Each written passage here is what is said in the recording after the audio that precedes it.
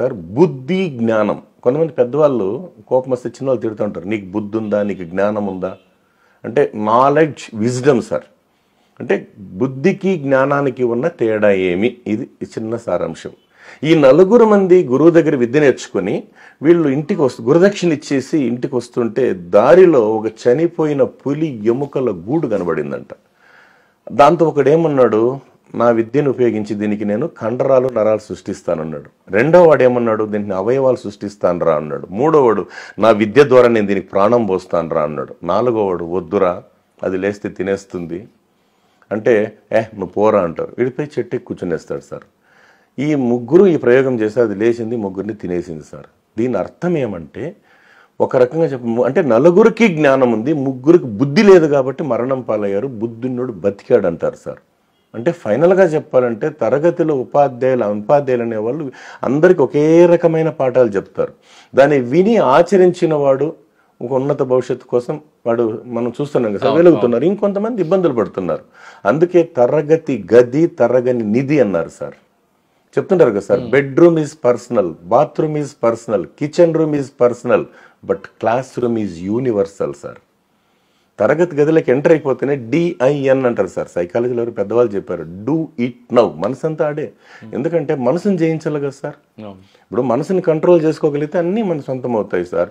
తాను చేసేది తప్పని తెలుసు, మనసుకు సంబంధించి చిన్న కోట్ సార్, తాను చేసేది మనసుకు తప్పని తెలుసు, చేయకపోతే అయిపోతాము అలుసు, చేసేసాక తీయలేము ఆ నలుసు. దీనికి అన్నిటికీ కారణం పనికి మాలిన మనసు. సార్ మీరు గురువు శిష్యుడి మధ్యన తీసుకొచ్చారు.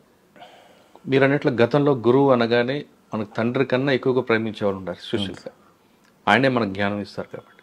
కానీ క్రమేపటి తీసుకుంటే గురువుకి శిష్యుడికి మధ్యన ఆ అనుబంధం తెగిపోయింది. గురువు చూస్తేనే చిరాకు పడడం, గురువుని కించపరచడం, గురువుని ఎన్ని విధాల అపహాసం చేస్తే ఆనందపడే కొంతమంది కూడా తయారయ్యారు.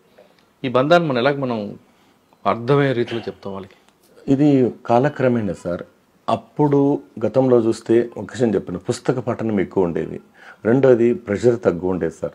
కానీ గురువుని ఎంత అపహాసం చేస్తే ఆనందపడే వాళ్ళు కనపడుతున్నారు. అది ఎందుకో అది దురదృష్టకరం సార్, జరగకూడదు సార్ అట్లా. ఎందుకంటే సార్ ఇప్పుడు మనం జీవితాలని సరిదిద్దేటటువంటి అక్షర శిల్పి గురువే కదా సార్. అవును, కానీ అది జరగకూడదు సార్. అమ్మ జన్మనిస్తుంది, తండ్రి గురువు ఏమో జ్ఞానాన్ని ఇస్తాడు. జ్ఞానాన్ని ఇస్తాడు కదా సార్. జ్ఞాన సంపద ఇచ్చేవాడు. అంటే తల్లి గర్భం నుండి 2.5 కిలోల మాంసం ముద్దగా బయటపడిన మనకు వెలుగును విలువను పంచేవారు, పెంచేవారు, విద్యార్థి లోకాన్ని అభిషేకించేవాడే కదా సార్ గురువు అంటే.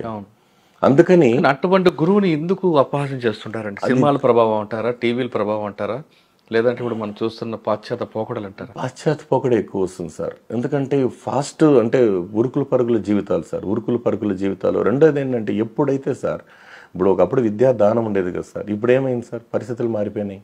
విద్యాదానం అప్పట్లో, ఇప్పుడు పరిస్థితి చేంజ్ అయింది. గురువు శిష్యుడి మధ్య బంధం గురించి చెప్పండి. గురు శిష్య బంధం అనేటప్పటికి వస్తే ఒక గొప్ప మాట ఉంది సార్. ఇక్కడ వెంకటేశ్వర స్వామి దగ్గరికి అన్నమయ్య గారు వెళ్ళి, గురువు గారు మీ వల్ల నాకు ఎంత మంచి పేరు వచ్చింది అన్నారు. అప్పుడు వెంకటేశ్వర స్వామి వారు ఏమన్నారంటే, నాయన అన్నమయ్య, మీరు నా మీద 32,000 సంకీర్తనలు రాయబట్టే కదా నాకు పేరు వచ్చింది అన్నాడు గురువు గారు.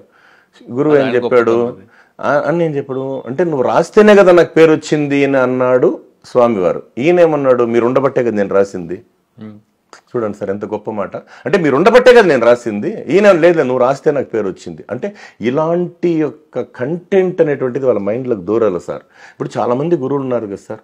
గురువు యొక్క గొప్పతనం గురించి చెప్పేటప్పుడు మా గురువు గారు మహానుభావుడు డాక్టర్ సి నారాయణ స్వామి గారు ఒక 4 లైన్లు రాశారు సార్. అంటే విజ్ఞానం అనే జ్యోతులను వెలిగించి, అజ్ఞానం అనే చీకటిని తొలగించి, సుజ్ఞాన పథంపై ప్రజ్ఞాన భాస్కరుడై జగతిని నడిపించేవాడే గురువు. గురువంటే తలుచుకో, గుండెలోనే దాచుకో, అక్షర బ్రహ్మనిపుడు ఆత్మలోనే నిలుపుకో. దేవుని కంటే గురుదేవుడే గొప్పవాడని సాందీపని పాదాలు స్పృశించి సర్వ జగతికి చాటాడు సర్వ జగద్రక్షకుడు.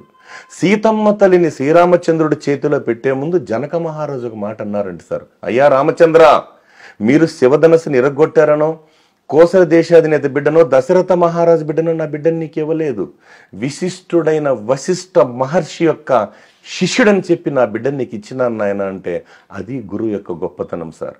ఇంకొక విషయానికి వస్తే సార్, తల్లిదండ్రుల ద్వారా ప్రసాదితమైన ఆస్తి అది నీకు ఏనాడైనా పలుకుతుంది స్వస్తి.